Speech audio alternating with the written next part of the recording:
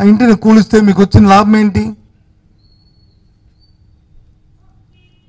పోనీ అది ఒక్కటే ఏ విజయనగరం పట్టణం మధ్యలో ఉందో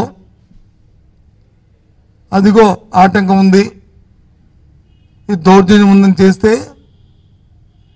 వేరు. ఒక మారుమూల గ్రామం, ధనాన్పేట గ్రామం, అంతా కలిపితే ఒక 5 సెంట్లో 10 సెంట్లో 5 సెంట్లు ఉంటుంది. ఒక నిజంగా వాళ్ళు ప్రభుత్వ స్థలంలో ఉంటే వాళ్ళు అర్హులైతే అంతేగాని వాళ్ళకి పొజిషన్ సర్టిఫికేట్ ఇచ్చి వాళ్ళకి తగలపరచని తప్పేముంది?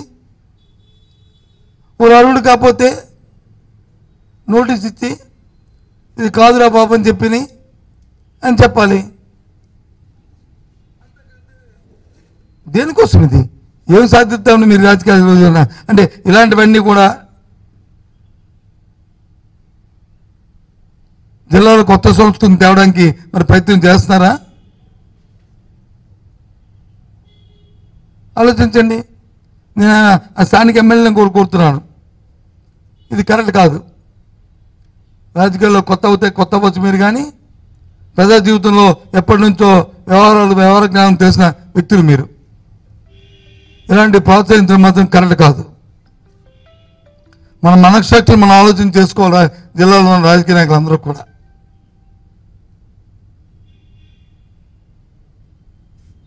ఇటువంటి దౌర్జన్యకాండల్ని తీవ్రంగా ఖండిస్తున్నాం.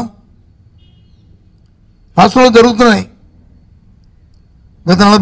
గత ఎన్నిక ఫలితాలు వచ్చిన దగ్గర నుంచి ఏ విధంగా జరుగుతున్నాయో చూస్తున్నాం.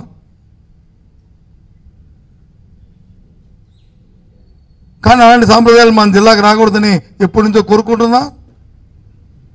మాకు అవకాశం ఇచ్చిన భగవంతుడు అవకాశం ఇచ్చిన దగ్గర నుంచి కూడా ఇలాంటివి ఎక్కడ కూడా దరిదాపులు కూడా రానికుండా చేశాం. మా దగ్గర కూడా వచ్చే కంప్లైంట్లు, ఏ వ్యక్తి అయితే ఇప్పుడు ఆ ఊరిలో కంప్లైంట్ పెట్టారో ఆ వ్యక్తులు ఆ గ్రామాల్లో చేసిన గత 20-30 సంవత్సరాల నుంచి ఏ విధంగా వాళ్ళు చేశారో అన్నీ వాళ్ళ మనస్సాక్షికి వాళ్ళకి తెలుసు. ఎప్పుడైనా ఎవరు పొట్టాన్ని కొట్టడానికి కానీ లేదా ఎవరి పేకాన్ని తీయడానికి కానీ ఎవరు అవసరం ధ్వంసం చేయడానికి కానీ ఎప్పుడు ఆలోచన చేయలేదే. అవకాశం ఉన్నంత వరకు ఎదురుబడి సాయం చేయడానికి ఆలోచన చేస్తాం. రాజకీయం అంటే అది. ప్రజా జీవితంలో ఉన్న వాళ్ళు 10 శభాష అనిపించుకోవాలి. అలాగని నేను తప్పునొచ్చి ఒత్తాసు పలకట్లే. పాము నేను చూశాను, నాకు ఎవరో అబ్బాయి మీరు చూడండి ఎంత దీనంగా ఉన్నాదు వింటుంటే. ఎవరైతే ఉన్నారో ఈ ఎంగినాయుడు, ఈ జవాను, రిటైర్డ్ ఆర్మీ జవాను, ప్రెసిడెంట్ ఆఫ్ ఇండియాని కూడా రిక్వెస్ట్ చేస్తున్నాడు, రాష్ట్రపతిని కూడా రిక్వెస్ట్ చేసుకుంటున్నాడు ఎంత ఈ జరిగిన దౌర్జన్యానికి.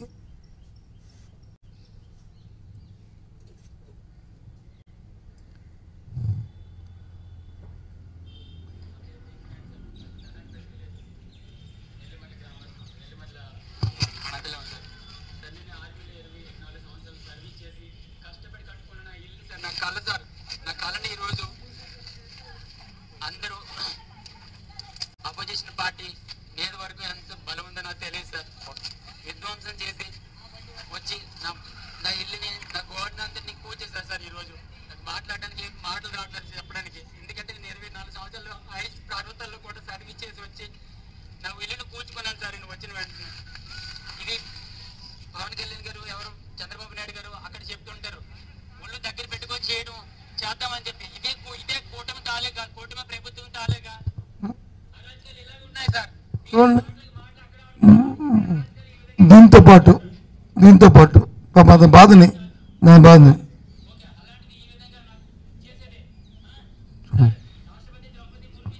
आपको भी नमस्कार. आप देखिए मुर्मू जी, आप देखिए राष्ट्रपति द्रौपदी मुर्मू जी, आप देखिए मैं फौज में सर्विस करके आए आंध्र प्रदेश में. ऐसे विध्वंस हो रहा, मेरे घर को पूरा निकाल निकाल दिया, घर दीवार गिरा दिया। ये ग्राम कंट है। अगर एनक्रोचमेंट होने से हो गया, एनक्रोचमेंट वाला बहुत लोग हैं मेरे गांव में, उन लोग के लिए छोड़ दिया। उनको कम से कम 10-15 बंदे हैं, लेकिन अभी पॉलिटिकल पावर है अभी, इसलिए अपना वो एग्निस्ट चंद्र राजशेखर ఇది ఎంతవరకు సమంజసం చెప్పండి? ఒక రిటైర్డ్ అయిన ఆర్మీ జవాన్ వచ్చి 4 నెలలు వచ్చి ఇంటికి వచ్చి ఈ విధంగా క్షోభ, ఈ విధంగా ఇది పెట్టి ఈ విధంగా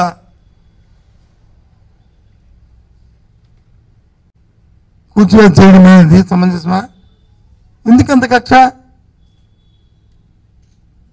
రాజకీయాలు అంటే ఒకసారి ఎమ్మెల్యేలు అయితే, ఒకసారి మంత్రులు అయితే, ఒకసారి ప్రభుత్వాలు వస్తే వ్యక్తిగతమైన కక్షలు తీసుకోవడానికి కాదు.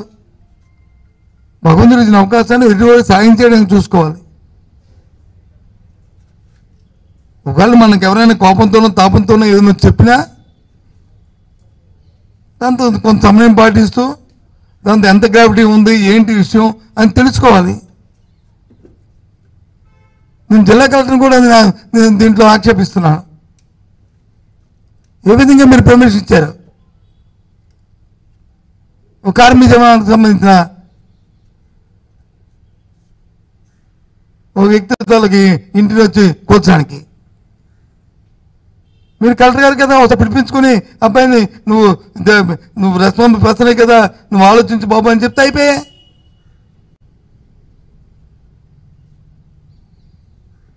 అది ఎక్స్ సర్వీస్మెన్ కదా. అందులో నాకు తెలియకూడుతున్నాను, ఎప్పుడైనా ఓ 30-50 మంది పోలీసులు వెళ్ళి ఇలాంటి సంఘటనలు ఎక్కడైనా జిల్లాలో జరిగా? ఎందుకు వెళ్ళాలి అంతమంది? మన జిల్లాలో ఓ సబ్ ఇన్స్పెక్టర్ వచ్చి ఫోన్ చేసి వాళ్ళకి బాబు నువ్వు రా అంటే 5 నిమిషాల్లో వస్తాడు. అతను వచ్చి పోలీస్ స్టేషన్కి రిపోర్ట్ చేసి, ఎందుకంటే లా బైండింగ్ ఉన్న వ్యక్తులు ఈ జిల్లాలో ఉన్నారు అందరూ. ప్రతి సామాన్యుడి దగ్గర నుంచి నేనైతే నమ్ముతున్న వ్యక్తిని. అందరు రాజకీయ నాయకులు కూడా ఏ పార్టీ ఆ పార్టీ ఆ రకంగా చాలామంది చెప్తుంటాను నేను. కానీ ఇలాంటి సంప్రదాయాలు ఏంటిది? కొత్తది తీసుకొస్తాను ఇలాంటివి.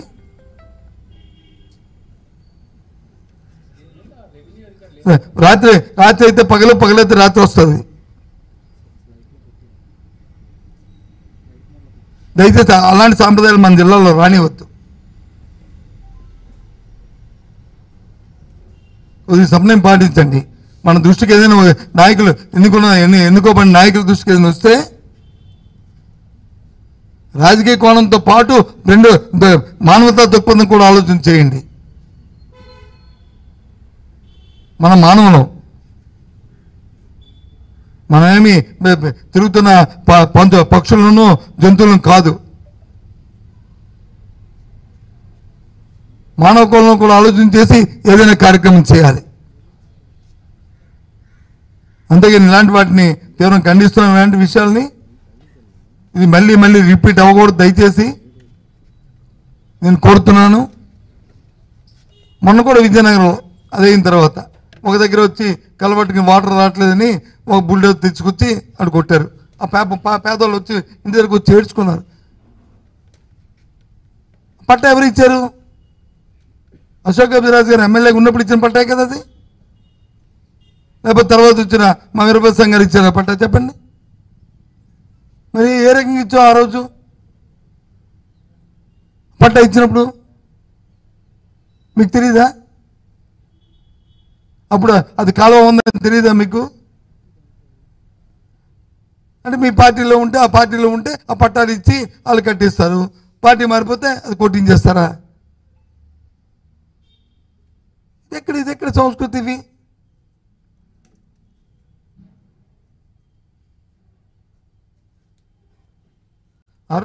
ఆ ఊర్లో ధనాపేట ఆ పెద్దలు కూడా అడుగుతున్నాను, ఎవరైతే ఈ కంప్లైంట్ పెట్టారో ఆ జవాన్ మీద రాజకీయాలు పక్కన పెడితే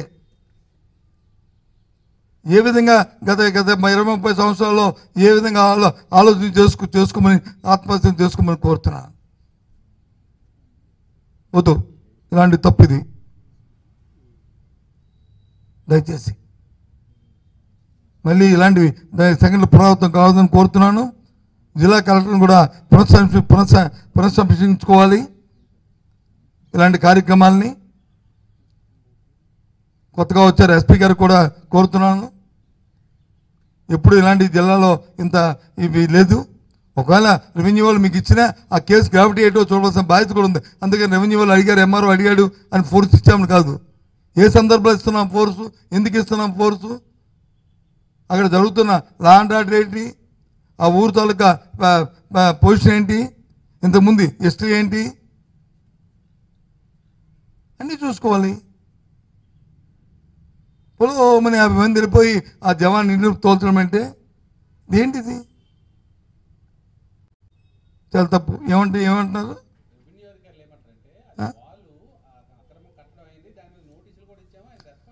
నేను అంటూ తింటారా?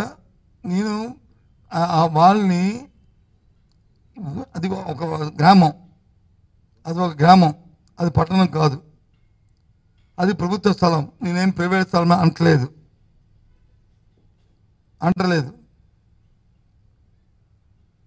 అర్థమైందా? అదే నోటీసులు వచ్చి ఇవాళ వెళ్ళారు కదా, ఇంకో 5 కూడా ఇచ్చారు.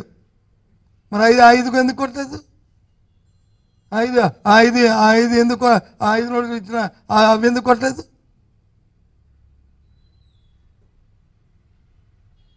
ఆర్మీ జవాన్ వచ్చి పాపం ఎక్కడి నుంచో 20 సంవత్సరాలు ఉద్యోగం చేసుకొని దేశం కోసం కష్టపడి వచ్చాడు. అమ్మాయికి ఏం చెప్పిన చేస్తారా? నేను వాళ్ళు కూడా వీళ్ళు తీసేమని నా తాలూకు అభిప్రాయం కాదు. వీళ్ళు కానీ ఈ ఆర్మీ జవాన్ కానీ ఆ కట్టడాల వాళ్ళు వచ్చి గ్రామాలకు వచ్చే ఇబ్బంది వస్తే, లేదు అది ప్రభుత్వ భూమి అయినప్పటికీ గ్రామకంఠం అయినప్పటికీ కూడా ఒకవేళ ఉంటే దానికి వాళ్ళకి అర్హులైతే వాళ్ళకి దాని మీద పొజిషన్ సర్టిఫికేట్ ఇచ్చి దాన్ని రెగ్యులేట్ చేయండి. లేదు ఊరికేమైనా ఇబ్బంది వచ్చి ప్రజా జీవితాలకు వచ్చి దైనందిన జీవితానికి ఏమైనా ఇబ్బందిగా పరిస్థితి వస్తే ఓకే ఫైన్. రోడ్డు గడ్డ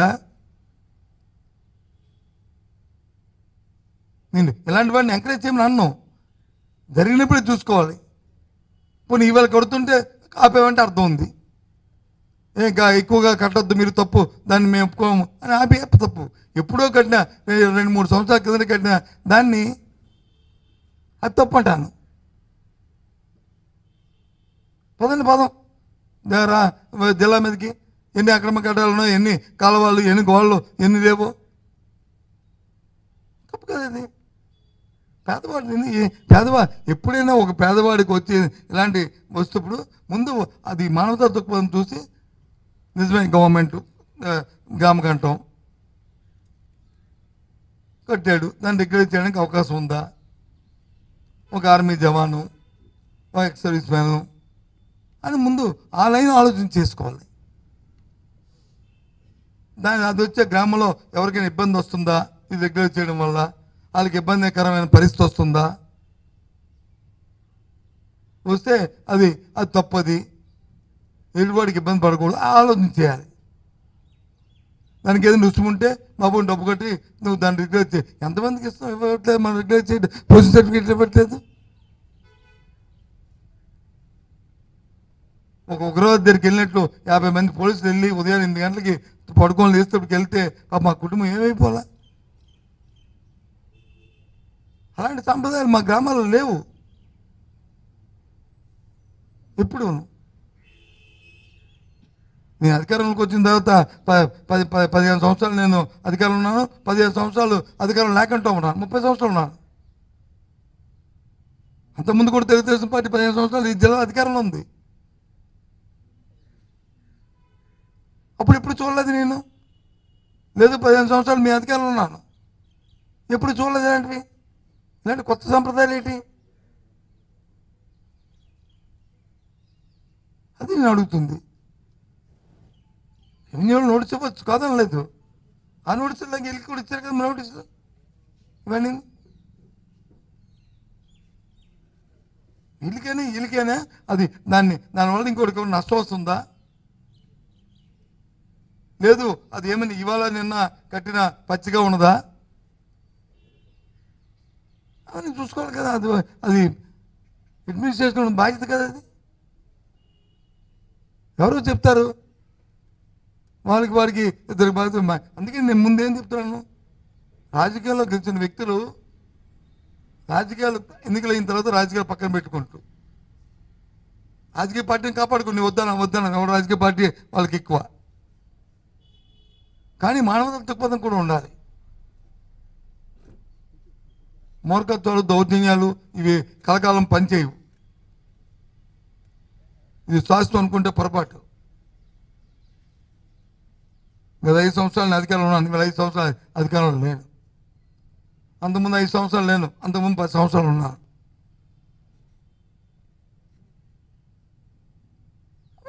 అప్పుడు రాత్రి పక్కన వచ్చినట్టుగా వస్తుంటాయి. అందట్లో ఉన్నప్పుడు వచ్చి వెర్రబిగిపోయి కళ్ళు వచ్చి నెత్తిమీ పెట్టుకుని లేనప్పుడు వచ్చి కింద చూస్తానంటే ఏంటిది?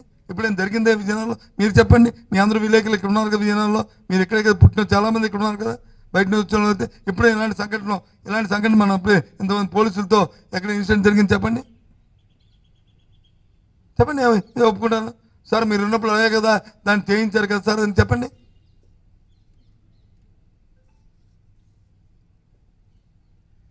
నేనే అనట్లేదు. గత 15 సంవత్సరాలు అధికారం లేనప్పుడు కూడా అప్పుడు కూడా జరగలేదే, అప్పుడు కూడా జరిగాను నేను. ఇలాంటి కొత్త ఎందుకు వస్తున్నాయి? అందుకు చెప్తున్నాను, రాజకీయ నాయకులు ఏ విధంగా ఏమేమి చెప్పొచ్చు, కానీ జిల్లాలో బాధ్యత వహిస్తున్న అధికారులు ఎవరైతే ఉన్నారో దయచేసి మీరు అప్రమత్తంగా ఉండాలి. కొత్త సంస్కృతి జిల్లాలో తాకండి.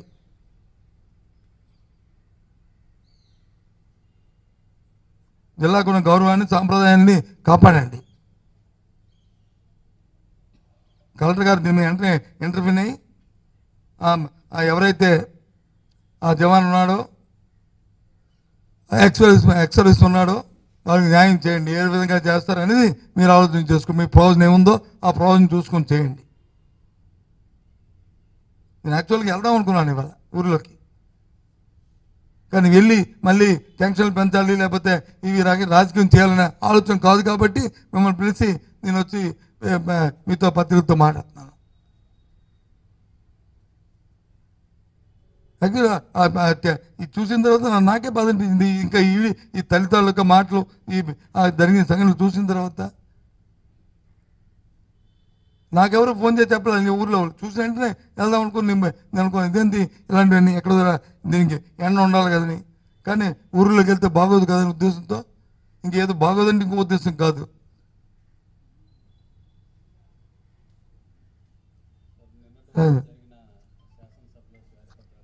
కాబట్టి అది రేపు ఉదయం వైజాగ్లో మళ్ళీ ప్రెస్ కాన్ఫరెన్స్ పెట్టాను 11 గంటలకి. అక్కడ వచ్చి మిగతా విషయాలు మనం ఏదైనా జిల్లాకు సంబంధించి ఏమి ఉంటే మాట్లాడండి, చెప్తాను. మిగతా ఏమైనా ఉంటే రేపు ఉదయం 11 గంటలకు వైజాగ్లో మాట్లాడతాను, అక్కడ మాట్లాడతాను. సో ఏ విషయం ఉన్నా సరే మళ్ళీ ఈ విషయం మళ్ళీ దాని డైవర్షన్ వస్తుంది. దయచేసి మిమ్మల్ని కూడా కోరుతున్నాను, మీకేమైనా ఉన్నప్పుడు ఒక మంచి మాట రాయండి. అందరికీ ఒక జ్ఞానోదయం కలిగినట్టు, ఒక ఆలోచన రేకెత్తించినట్టు. ఇలాంటి వ్యతిరేకమైన ఒక కుటుంబానికి నష్టం వచ్చి ఒక దేశంలో ఒక ఎక్సర్వీస్ మ్యాన్కి ఇబ్బంది వచ్చిన కార్యక్రమం ఇవి అవుద్ది, ఇంకోటికి అవుద్ది. మరి ఎవరిని మీరు గౌరవిస్తారు?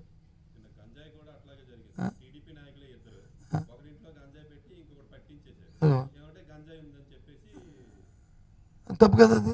ఇంక ఉదయం పేపర్ కూడా చదివాను, మన అమృతసర్ దగ్గర ఎక్కడో అంటారు కదా, అది తప్పు కదా. అది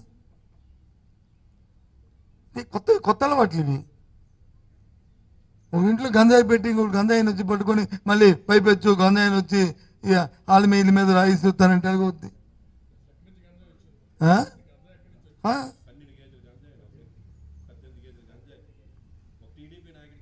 టీడీపీ నాయకుడికి ఏ నాయకుడైనా తీసుకొచ్చి లోన పెట్టి మొత్తం 2 ముడుకులు ఎరగొట్టి అని చెప్పించాలి. ఏ పార్టీ వాడైనా సరే తప్పు కదా అది. మళ్ళీ తీసుకెళ్ళి ఇంకోటి ఇంట్లో పడేసి వాళ్ళు పేపర్లో చదివాను వాళ్ళు టీడీపీ నాయకులు అంట. కొన్ని ఉన్నాయి 2 పార్టీలా అంటే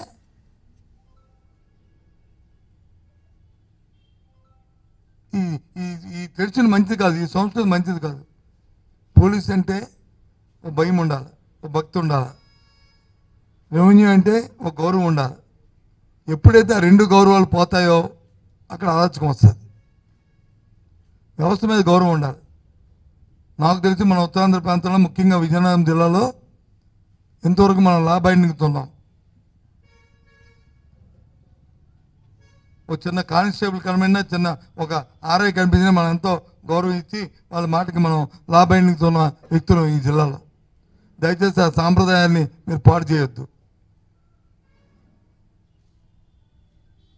కొత్తగా రాజకీయాలు, ఎందుకంటే ఎవరైనా రాజకీయాలకు వచ్చినప్పుడు కొత్త, కానీ వచ్చిన తర్వాత నేర్చుకోవాలి. వచ్చిన తర్వాత వ్యవహార జ్ఞానం తెలుసుకోవాలి. ఒక తప్పు జరిగితే తప్పు జరిగిందని చెప్పి ఇంకోసారి జరగకూడదని చెప్పి వార్న్ చేయాలి. మనకు తెలిసి జరిగిన వెంటనే దాన్ని రెస్పాండ్ అయ్యి మళ్ళీ ఇంకోసారి ఇలాంటి సంఘటనలు జరగకూడదని చెప్పాలి. అప్పుడే వ్యవస్థ ఉంటుంది. నేను నా తర్వాత ఎవరైనా మాట్లాడితే రేపు కానీ నుండి కానీ అడగమండి, ఇంకో 10 సంవత్సరంలో ఇది జరిగిందని నా దృష్టిలో వచ్చి నాకు జరిగితే ఒకవేళ మా వాళ్ళు ఏదైనా చిన్న చిన్న చేసినా నాకు తెలిస్తే కాదని చెప్పేవాడిని, ఖండించేవాడిని. తప్పని జిల్లా పరిషత్ మీటింగ్లో చెప్పేవాడిని, డిఎస్ మీటింగ్లో చెప్పేవాడిని, దీంట్లో చెప్పేవాడిని. మనం ఉన్నది ఆన్సరబుల్ ప్రజలకి, ఒక పేదవాడి కోసం, ఒక మధ్యతరగతి వాడి కోసం, ఒక జిల్లా అభివృద్ధి కోసం. అవి మానుకొని ఇదేం పని? ఐఎమ్ సారీ, ఇలాంటి ప్రెస్ మీట్ పెట్టవలసి వస్తుందని ఇప్పుడు అనుకోలేదు. నేను ఇలాంటి సంఘటనలు చూస్తానని, ఇంకా జరగకూడదని కోరుకుంటున్నాను. చెప్పండి, ఇంకేమైనా